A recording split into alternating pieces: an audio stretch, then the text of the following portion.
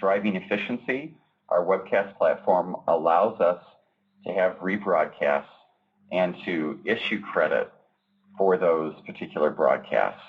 And so we can track what percentage of sessions are being run by rebroadcast.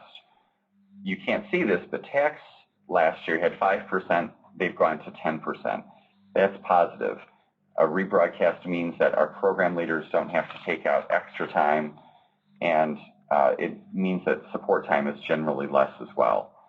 Our audit team is practically at 50%, and it fits for their need, but it does help us measure how efficient are we being in using our webcast platform.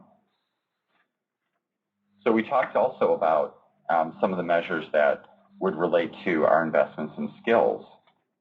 And we've talked about our formal credits. But one mindset that we have at our organization is that any learning needs to be worth credit. And in some cases, that is the right answer, but not every case. And what we did then is we analyzed how much credit are people in our service lines at each level earning. And what's important to note is we need about 40 credits per year per person on average. And we could see that there were certainly some levels, particularly our associates and our senior associates, who were earning significantly more than 40 credits.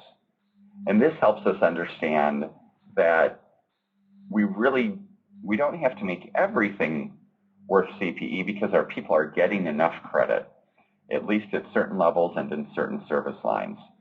And so this is 1 year of data.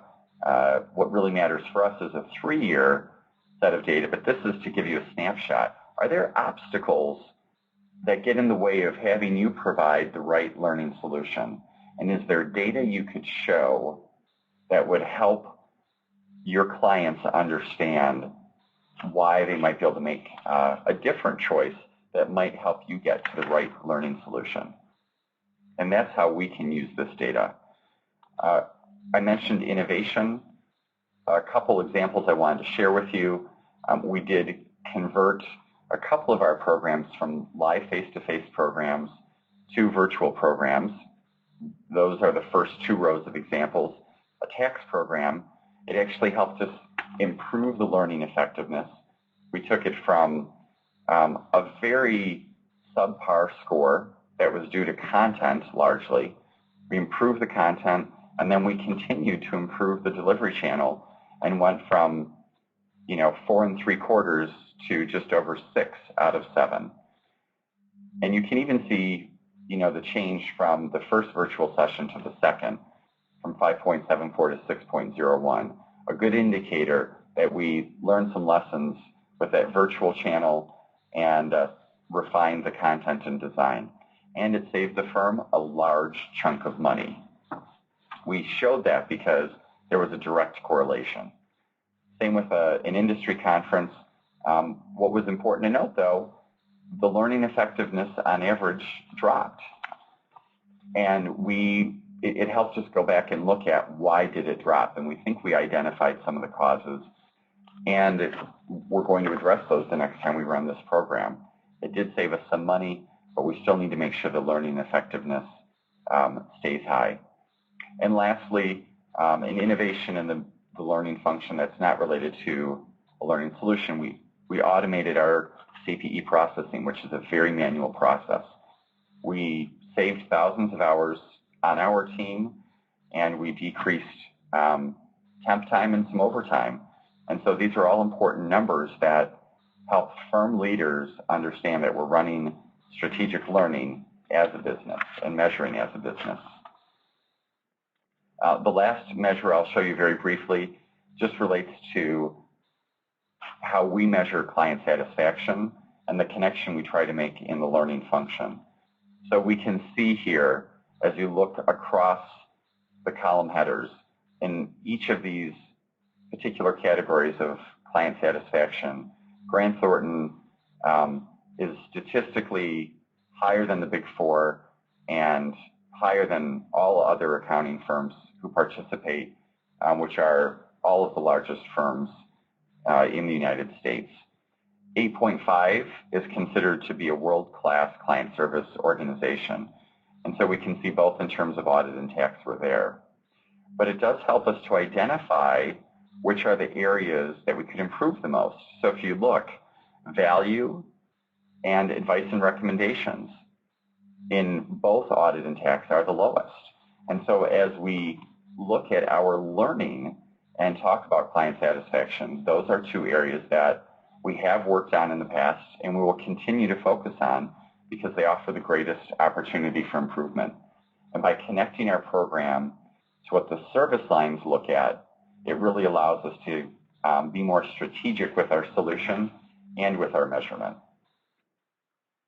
One question that came up on that one, Richard, was, is that based on a participant rating? So this is not based on participants. Yeah, great question. It's not based on participants, but it's based on our clients telling us how effectively our line professionals are serving them. And then we do connect this, the content. So when we see which areas have the greatest opportunity for improvement, we take those and we build those into our sessions that we're focusing on those areas for our people. I hope that answers the question. Let me know if it doesn't.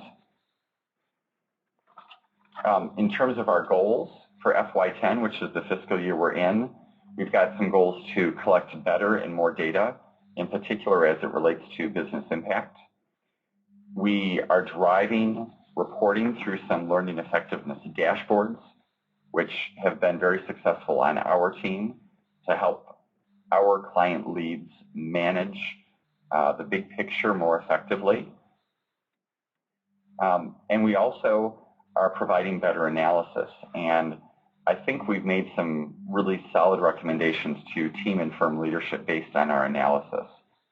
So for those of you that are, at either end of the scale, it's good to always think about, especially as you go into your yearly planning, how are we going to make any changes in data collection or reporting or analysis? What do we need to focus on that's going to help us be more effective to the firm? So that really concludes what I wanted to share with you today. I did have one more poll that I wanted to just get a quick sense from you. If you'd be able to tell me how much you agree with the statement, this session was a valuable use of my time. And I'd love to get all of you responding. As Erica is going to be sending you a full knowledge advisor survey, and so you'll be able to give me and others a lot of feedback, and I certainly welcome that. Look forward to hearing about that from you. And you'll also get a chance to experience the Knowledge Advisors tool for those of you that aren't clients, so that's very positive as well. And I appreciate your comments there. It looks like 90% of you agreed, 10% of you disagreed. And for those of you that, on either side, I'll look forward to your comments in the evaluation so I can understand what had you provide those responses. Very much appreciate that. What I would say is we've just got a couple minutes left. Let me see. I think we have a question here from Shelley, and it looks like, where did the benchmark comparison data come from related to the Big Four and other firms? There is an outside organization that hosts all of the client satisfaction surveys for the organizations that choose to participate.